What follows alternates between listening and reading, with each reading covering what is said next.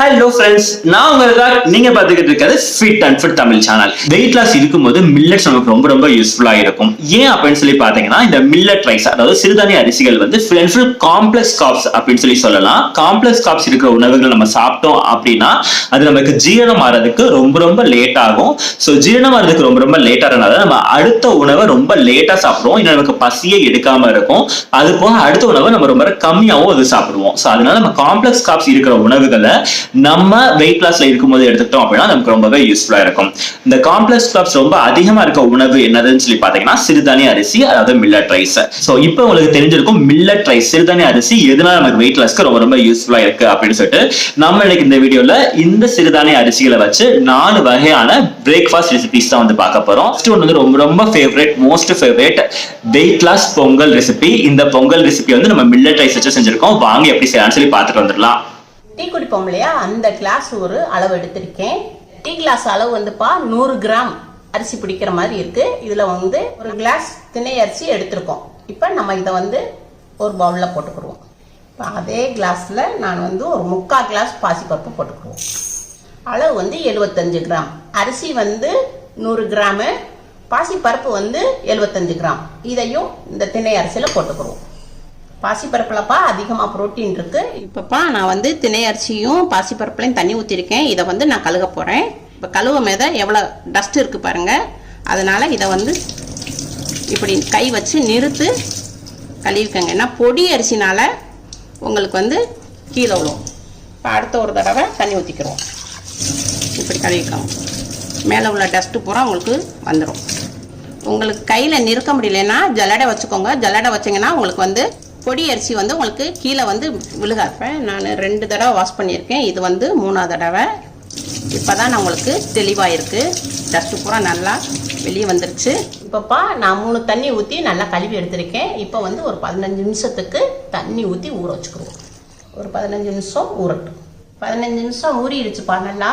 இப்போ வாங்க நம்ம பொங்கல் செய்வோம். கேஸ் ஆன் பண்ணியிருக்கேன்ப்பா. இப்போ நம்ம 15 நிமிஷம் ஊற வச்சுருந்தோம் இல்லையா, இப்போ இதை வந்து நம்ம குக்கரில் போட்டுக்கிறோம். அரிசி வேகிறதுக்கு நம்ம தண்ணி ஊற்றிக்கிறோம். இதில் 4 கிளாஸ் தண்ணி ஊற்றிக்கிறோம். நம்ம எடுத்துக்கிற அளவு வந்து 1.25 கிளாஸ் எடுத்துருக்கோம். இப்போ அதே டபுள் வந்து உங்களுக்கு 3.5 கிளாஸ் வருது. நம்ம பொங்கல்னால கொஞ்சம் குழகுழப்பாக இருக்கிறதுனா 1/2 கிளாஸ் நம்ம எக்ஸ்ட்ரா ஊற்றிருக்கோம். தேவையான அளவு பிங்க் சால்ட் போட்டிருக்கேன் வெயிட் லாஸ்க்காண்டி. ஜீரணத்துக்கு நம்ம கொஞ்சம் பெருங்காயப்பொடி சேர்த்துக்குவோம். கொஞ்சோண்டு மஞ்சப்பொடியும் சேர்த்துக்குவோம். இப்போ இதை வந்து நம்ம மிக்ஸ் பண்ணிக்கிறோம். இதை வந்து மூடி போட்டுருவோம். மூடி போட்டாச்சுப்பா. கேஸ் வந்து ஃபுல்லாக தான் இருக்குது. இப்போ கேஸ் ஃபுல்லாக இருக்கிறனால ஃபஸ்ட்டு விசில் வரும். ஃபஸ்ட்டு விசில் வந்த உடனேயும் நீங்கள் கேஸை வந்து ஸ்லோ பண்ணிடுங்க. ஸ்லோ பண்ணிவிட்டு 2 விசில் வந்த உடனே ஆஃப் பண்ணிடுவோம். கேஸை ஆஃப் பண்ணிடுவோம். இப்போ நம்ம விசில் அடங்குறதுக்குள்ளே ஒரு டக்குன்னு ஒரு சட்னி செஞ்சுருவோம். ஒரு துண்டு தேங்காய் போட்டுக்குருவோம். சின்ன துண்டு ஒரு தேங்காய் போட்டிருக்கோம். ஒரு பல்லு வெள்ளைப்பூடு, கொஞ்சோண்டு இஞ்சி, சின்ன வெங்காயத்தில் 2, பச்சை மிளகாய் 2, கொஞ்சோண்டு நம்ம மல்லி இலை சேர்த்துக்கிறோம். மல்லி இலை வந்து உங்களுக்கு வெயிட் லாஸ்க்கு ரொம்ப யூஸ்ஃபுல்லாக இருக்கும். நம்ம உடம்புல உள்ள கெட்ட நீர் பூரா உங்களுக்கு வெளியேற்ற யூஸ்ஃபுல்லாக இருக்கும். கொஞ்சம் பொரிகடலை சேர்த்துக்குருவோம். பொரிகடலை உங்களுக்கு புரோட்டீன் இருக்குது. கொஞ்சோண்டு பிங்க் சால்ட்டு சேர்த்துக்குருவோம். கொஞ்சம் தண்ணி ஊற்றி உங்களுக்கு அடித்து கொண்டு வரேன். இப்போ நான் சட்னி அரைச்சி கொண்டு வந்திருக்கேன்ப்பா. இதை ஒரு பவுலில் மாற்றிக்கிறோம். துவையல் பதத்துக்கு எடுத்திருக்கேன் சட்னி. வெயிட் லாஸில் இருக்கும்போது வந்து நம்ம சட்னி வந்து எண்ணெய் ஊற்றி தாளிக்கக்கூடாது. நம்ம அப்படியே மிக்சியில் அடிச்சுட்டு வந்திருக்கோம்ல, அப்படியே வச்சு சாப்பிடுங்க. ரொம்ப டேஸ்ட்டாக இருக்கும். வெயிட் லாஸ்க்கு ரொம்ப யூஸ்ஃபுல்லாக இருக்கும். ஒரு விசில் ஹைலையும் 2 விசில் ஸ்லோலையும் வச்சு உங்களுக்கு விசில் வந்து அடங்கிடுச்சுப்பா. இப்போ நான் ஓப்பன் பண்ணுறேன். இப்போ நல்லா அரிசி வந்து நல்லா மசிஞ்சிருச்சுப்பா. பொங்கல் பதத்தில் தான் இருக்குது. கரெக்டான அளவு தண்ணி ஊற்றிருக்கோம். இப்போ வந்து நம்ம வந்து இதுக்கு மிளகு சீரகம் போட்டு நம்ம இதில் தாளித்து ஊற்றிக்கிறோம். இந்த அளவு பொங்கல்லப்பா நம்ம 3 பேர் சாப்பிடலாம். இப்போ சட்டி காஞ்சிருச்சு. 1 ஸ்பூனு உங்களுக்கு நெய் ஊற்றுறேன். 3 பேர் சாப்பிட்ற அளவுக்கு நம்ம 1 ஸ்பூன் தான் நெய் விட்டுருக்கோம். கொஞ்சம் முந்திரி பருப்பு போட்டுக்கிறோம். இதை லைட்டாக நம்ம வறுத்து எடுத்துக்கிடுவோம். நம்மளுக்கு பொங்கல் சாப்பிட்ற மாதிரி தான் கொஞ்சம் நல்லா டேஸ்ட்டு கிடைக்கும். முந்திரி பருப்பு வறுத்து போடுறதுனால மொறுமொறுப்பாக இருக்கும். ஒரு 1/2 ஸ்பூன் சீரகம் போட்டுக்கிடுவோம். 1 இன்ச்சு லைட்டாக பொடிசாக நறுக்கிய இஞ்சி போட்டுக்குருவோம். மிளகு ஒரு 1/2 ஸ்பூன் போட்டுக்குருவோம்ப்பா. அதை வந்து நான் கல் வச்சு நுணுக்கி எடுத்திருக்கேன். நீங்கள் வேணா மிக்சியில் அடிச்சுக்கோங்க பரபரன்னு. கொஞ்சோண்டு கரகப்பிலை போட்டுக்குவோம். இதை பொங்கலில் மாற்றிக்குவோம்.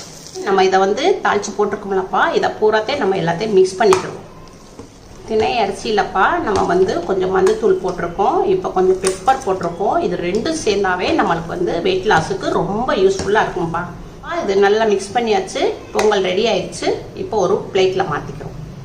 அவ்வளோதான்ப்பா, திணை பொங்கல் ரெடி ஆயிடுச்சு. இதை வந்து நீங்கள் சுட சுட சாப்பிடுங்க. சுட சுட சாப்பிட்டீங்கன்னா ரொம்ப டேஸ்ட்டாக இருக்கும். இதே மாதிரி கொத்தமல்லி சட்னி வச்சு சாப்பிடுங்க. பக்கத்தில் நீங்கள் வீட்டில் சாம்பார் வச்சுருந்தேன், சாம்பாரும் தொட்டு சாப்பிடுங்க. ரொம்ப டேஸ்ட்டாக இருக்கும்ப்பா. உங்களுக்கு வெயிட் லாஸ் பண்ணுறதுக்கு ரொம்ப யூஸ்ஃபுல்லாக இருக்கும். இப்ப நம்ம செகண்ட், தேர்ட், ஃபோர்த் இந்த 3 ரெசிபிக்குமே நமக்கு ஒரு மாவு மட்டும் இருந்தா போதும். நம்ம இந்த 3 ரெசிபிக்குமே வந்து செஞ்சிடலாம். ஸோ அந்த மாவு வந்து ஒரு தடவை நீங்க ப்ரிப்பேர் பண்ணும்போது சேர்த்து 3 வேளைக்கு சேர்த்து ப்ரிப்பேர் பண்ற மாதிரி ப்ரிப்பேர் பண்ணி வச்சுக்கோங்க. ஃப்ரிட்ஜில் வந்து ஸ்டோர் பண்ணி வச்சுக்கோங்க. ஒவ்வொரு வேலைக்கும் நம்ம இதை வச்சு பண்ணிடலாம். சரி, இப்போ ஃபர்ஸ்ட் இந்த மாவு வந்து எப்படி பண்ணலாம் அப்படின்னு சொல்லி பார்த்துட்டு வந்துடலாம். இப்போ நான் ஒரு டீ கிளாஸ் எடுத்திருக்கேன்ப்பா. இது வந்து 100 கிராம் அளவு பிடிக்கும். இப்போ இதில் வந்துப்பா சிறுதானியத்தில் 4 அரிசி இருக்கு. அதில் ஒரு அரிசி வந்து நான் வந்து விறகரிசி எடுத்திருக்கேன்.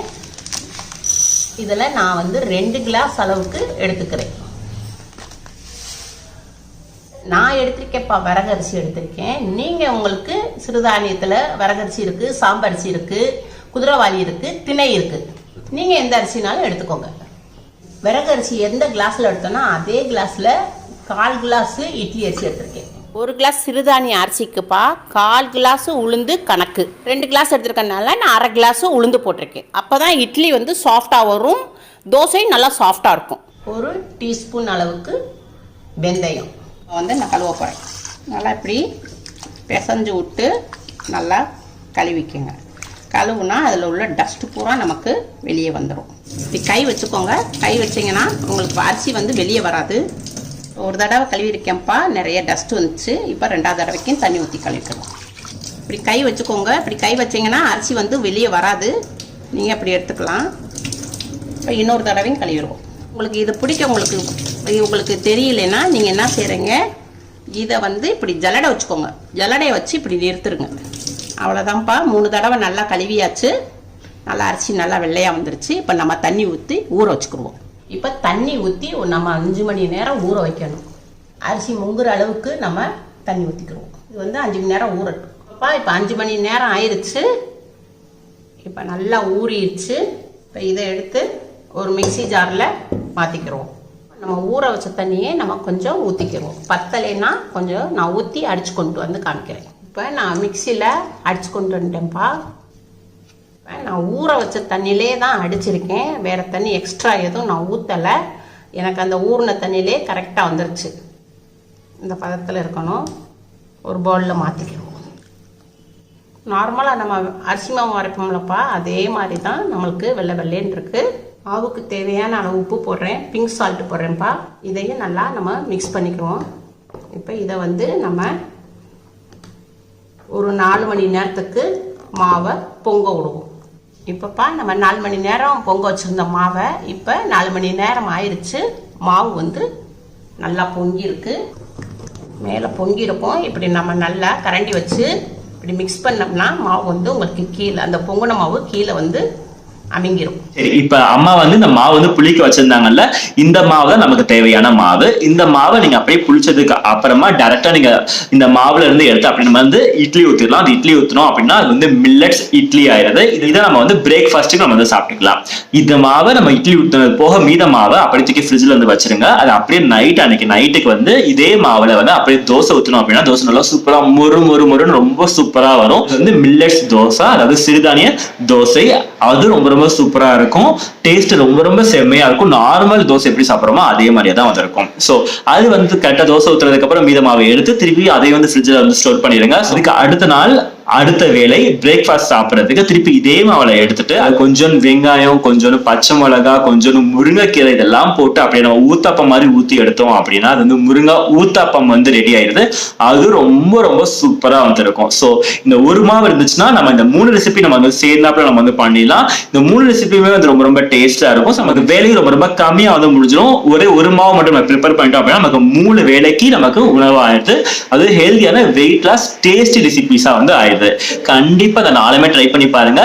உங்களுக்கு இந்த வீடியோ ரொம்ப ரொம்ப யூஸ்ஃபுல்லா இருக்கும் அப்படின்னு சொல்லி நினைக்கிறேன். இந்த வீடியோ பிடிச்சிருந்துச்சுன்னா மறக்காம லைக் பண்ணிருங்க. நம்ம சேனல் நீங்க சப்ஸ்கிரைப் பண்ணல அப்படின்னா மறக்காம சப்ஸ்கிரைப் பண்ணிக்கோங்க. உங்க எல்லாத்தையும் அடுத்த சந்திக்கிறேன். அது வரைக்கும்